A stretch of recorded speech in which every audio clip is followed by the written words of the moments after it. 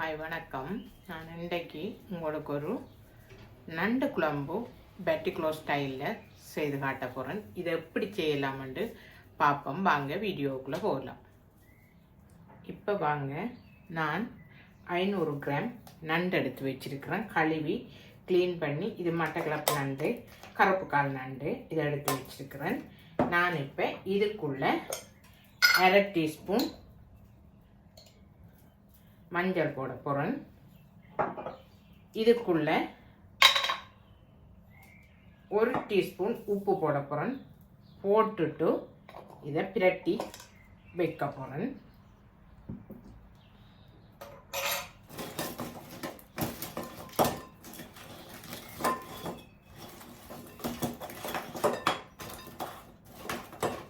இந்த காலையெல்லாம் சாதுவாக உடைச்சிட்டு போட வேணும். அப்போ தான் இந்த கலவையெல்லாம் இதுக்குள்ளே போய் நல்ல டேஸ்ட்டாக இருக்கும், மற்ற கடிச்சு சாப்பிட்றதுக்கும் இலகுவாக இருக்கும். இப்போ பாருங்கள், தேங்காய் பூ எடுத்து வச்சுருக்குறேன்.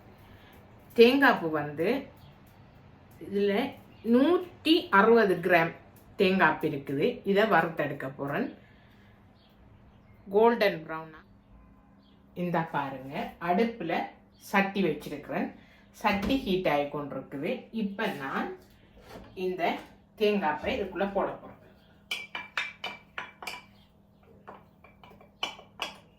போட்டு வறுத்தெடுக்க போகிறேன்.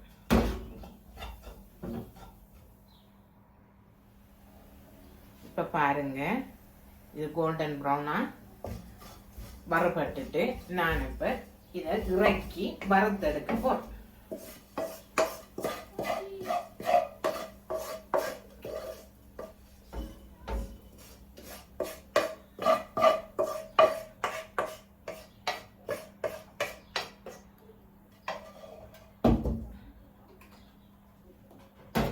இறக்கி எடுத்துட்டேன். இப்போ நான் வறுத்தெடுக்க போகிறேன். இப்போ பாருங்க, நான் ஒரு மிக்சி ஜார் எடுத்து வச்சிருக்கிறேன். இப்போ அதுக்குள்ள இந்த வறுத்த தேங்காய் எல்லாம் போட போகிறேன்.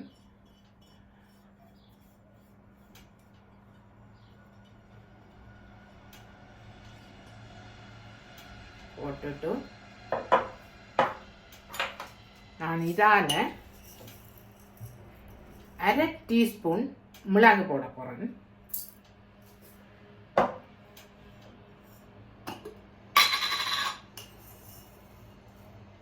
சீரகம் 1 டீஸ்பூன் போட போகிறேன்.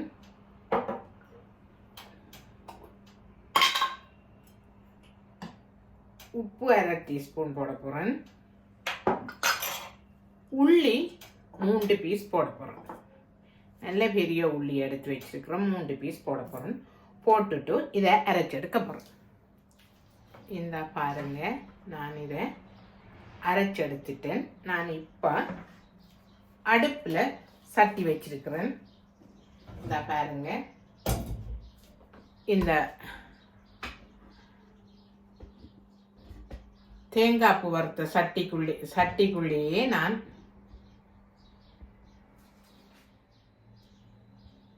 இந்த பாருங்க, நான் இதை அரைச்செடுத்துட்டேன். இப்போ பாருங்க, நான் தேங்காய் பூ வறுத்த சட்டியை அடுப்பில் வச்சிருக்கிறேன். இப்போ அதுக்குள்ளே தான் இந்த கறியை செய்திருக்க. பாருங்க, நான் அடுப்பில் சட்டி வச்சிருக்கிறேன். வச்சுட்டு இந்த கறியை சிலர் பெட்டிக்ளோ ஸ்டைலில் ஒரு நாளுமே நண்டு அரைச்ச கறிக்கு தாளித்து செய்கிறது இல்லை. இந்த நண்டை அப்படியே கொட்டிட்டு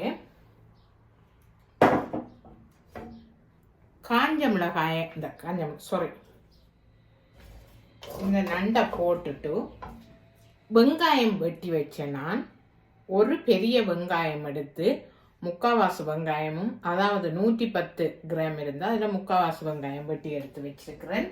இப்போ நான் அதை இதுக்குள்ள போட போகிறேன். போட்டுட்டு பச்சை மிளகாய் 2 எடுத்து வெட்டி வச்சேன்னா இந்த இருக்குது.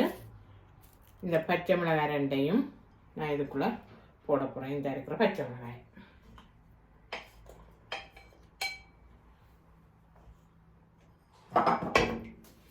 போட்டுட்டு உப்பு போட போகிறேன் 1/2 டீஸ்பூன்.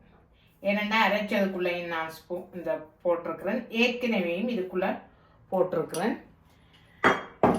ஆன வடிவாக இதுக்குள்ளே இந்த உப்பு தண்ணி இருந்தால் சரியா கொஞ்சம் வெங்காயம் அந்த உப்பு தண்ணியில் வதங்கும். அதனால் நான் இதை போட்டுட்டு மூடி விட போகிறேன். இப்போ பாருங்க, நான் திறந்து பார்க்க போகிறேன். இந்த உப்பு தண்ணிலையும் நண்டு விட்ட தண்ணிலையும் இந்த வெங்காயம் வதங்கிட்டது. இப்போ நான் இதையெல்லாம் உடைச்சது, இந்த காலையெல்லாம் உடைச்ச நான் அப்போதான் சாப்பிட ஈஸியாக இருக்குமெண்டு இப்போ நான் அரைச்ச கூட்டை நான் போட போகிறேன்.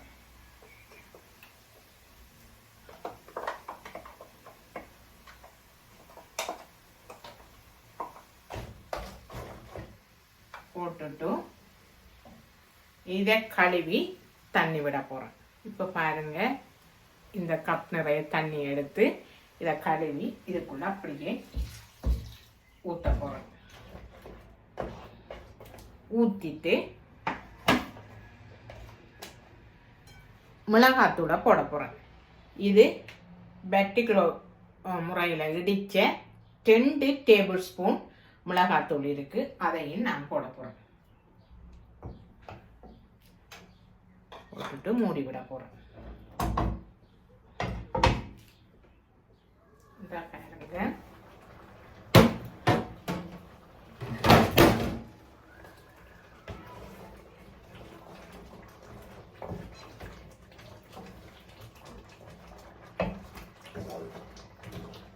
இதுக்குள்ள இப்போ பாருங்க, வடிவாக ஒரு கூட்டு தன்மையா இதெல்லாமே இந்த உடைச்ச கால்களுக்குள்ள எல்லாம் போய் நல்ல டேஸ்டா இருக்கும். நான் இதுக்கு இப்ப விடுறதுக்கு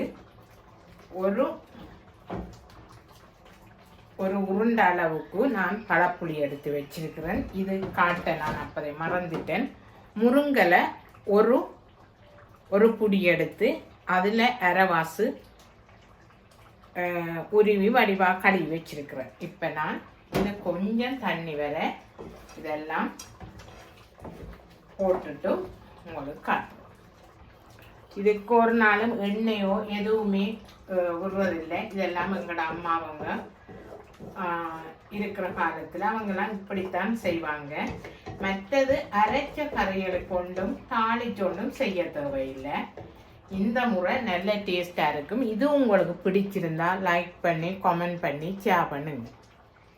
இந்த பாருங்க, இந்த கூட்டெல்லாம் வடிவாக இந்த நண்டோட சேர்ந்து பிரண்டு வந்திருக்கு. இன்னும் கொஞ்சம் இது வத்தட்டும். வத்தின பிறகு நான் இந்த ஊற வச்சிருக்கிற பழப்புளியையும் விட்டு எடுத்து வச்ச முருங்கலையும் புளியும் காட்ட மறந்துட்டேன். முருங்கலை ஒரு 110 கிராம் இருக்கும். அதுவும் எடுத்து வச்சிருக்கிறேன். இறக்கும் போது இது ரெண்டையும் விட்டு நான் இறக்கி எடுக்க போறேன். இப்ப பாருங்க, இந்த நான் அடுப்பை குறைச்சி விட்டுட்டு இந்த முருங்கலையை போட போறேன். நான் முருங்கலையை போட்டுட்டு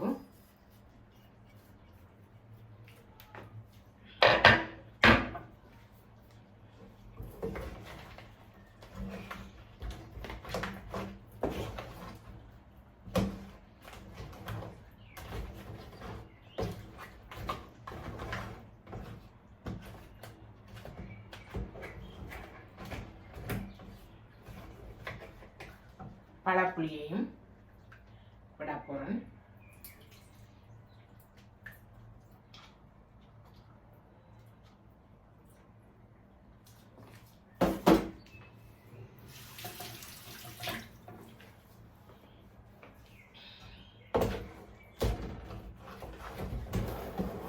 கிண்டிட்டு மூடி விட போறோம். இப்ப பாருங்க, எல்லாம் பிரண்டு இந்த கூட்டெல்லாம் நண்டோட சேர்ந்துட்டு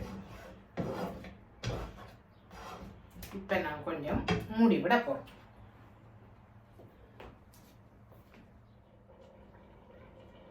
இப்போ பாருங்க, இறக்கி பார்ப்போம்.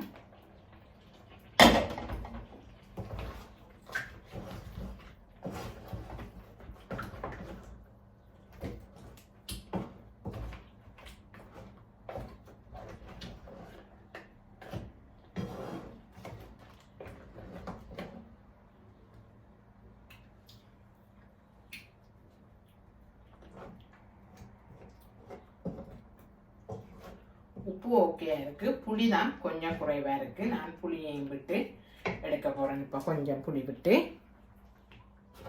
இந்த பாருங்க, புளி நான் 2 டீஸ்பூன் மேலதிகமாக விட்டேன்னா இந்த கருவேப்பிலையை இப்போ நான் இதுக்குள்ள தூவிட்டு சீரகம் வறுத்து வச்சுக்கிறேன். ஏனென்றா இதுக்கு சீரகத்தூள் நல்ல வாசமாக மணக்கணும். சீரகம் வறுத்து வச்சிருக்கிறேன். இப்போ அதையும் போட போறேன். நான்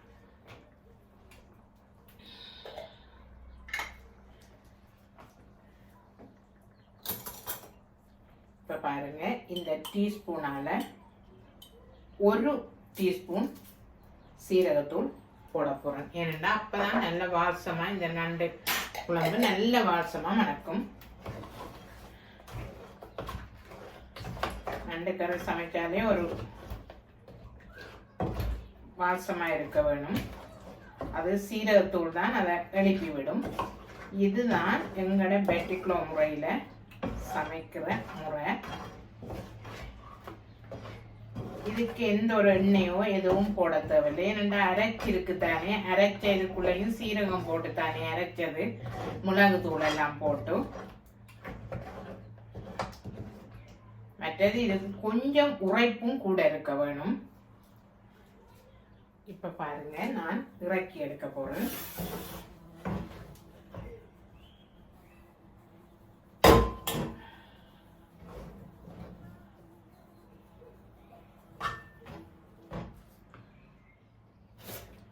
இப்போ பாருங்க, நான் இந்த நண்டு குழம்பை நான் இறக்கி எடுத்துட்டேன்.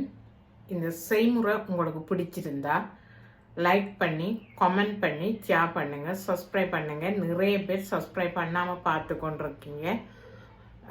சப்ஸ்கிரைப் பண்ணிட்டு பாருங்க, கட்டாயம் லைக் பண்ணுங்க, கமெண்ட்ஸ் எழுதுங்க. இதுக்கு எப்படி இருந்தது என்று சொல்லி நீங்கள் தான் கமெண்ட்ஸ் எழுதணும். அப்போ தான் எனக்கு ஒரு நல்ல ஒரு முன்னேற்றத்துக்கு வழிவகுக்கும் என்று நான் நம்புகிறேன். நீங்கள் இதை லைக் பண்ணிட்டு பாருங்க. இந்த பாருங்க, இந்த நண்டு குழம்பை நான் இறக்கி எடுத்துனேன். இப்படித்தான் பெட்டிக்ளோவில் செய்கிறது. எண்ணெய் எல்லாம் பாவிக்கிறது இல்லை, அரைச்சி முருங்கை எல்லாம் போட்டு தான் செய்வாங்க. இதெல்லாம் எங்களோட அம்மாவங்க அந்த நாட்களில் செய்கிற கறிகள் தான். இது உங்களுக்கு பிடிச்சிருந்தா லைக் பண்ணி கமெண்ட் பண்ணி ஷேர் பண்ணுங்க, சப்ஸ்கிரைப் பண்ணுங்க. சப்ஸ்கிரைப் பண்ணிட்டு பார்த்தா தான் எனக்கு ஒரு படி வளர்ச்சி அடைய சந்தர்ப்பமாக அமையும். இது பிடிச்சிருந்தா இந்த வீடியோ பாருங்க, சப்ஸ்கிரைப் பண்ணுங்க.